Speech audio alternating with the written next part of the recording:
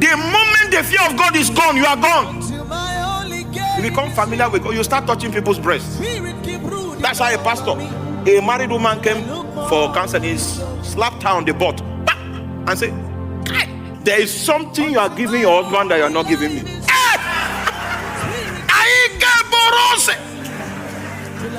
I am a Korea Siakonde. You have forgotten that in the sanctuary the laws are different. Be afraid of God. Be afraid.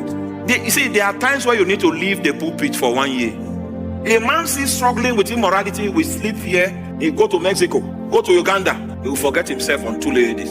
You know what? Leave the sanctuary. Leave the sanctuary. There is a possibility that a man behind the pulpit can trivialize the sanctity of ministry. God will try to restrain you. There will be many signs that will come to restrain you. And because you don't fall down and die the first day, you think God is not powerful enough. Meanwhile, the reason for God's long suffering is so that we can repent. And people get used to doing fleshly things in the sanctuary, even though they are deliberate attempts to resist. A man withstood 80 men. One man, but 80 men. A priest that came to resist him were valiant. That was how strong his flesh was. That 80 men could not resist him. He was bent on doing what he wanted to do, and he did it in the sanctuary. I'm just showing you what happens when a man is using flesh in the temple.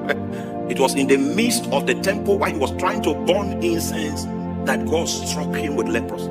The iniquity of the sanctuary is what makes God come into his temple to judge. It's what makes God come into his house to kill. God did not design his house as a place of death. His house is supposed to be a place of life. But God comes down to bring judgment when people have refused to be restrained in the use of the flesh. The sanctuary is not a place for flesh. Ministry is not a place for flesh.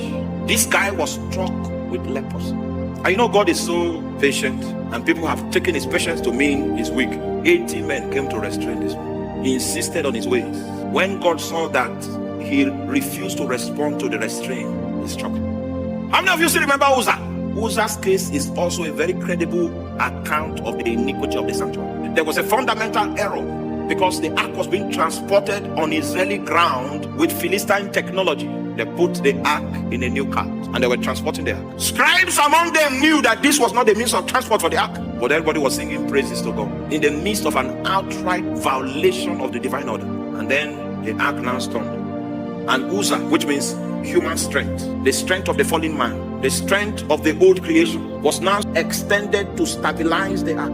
Maybe if the ark had fallen, they would have realized that something was wrong with the transportation. In order for them to continue in the error,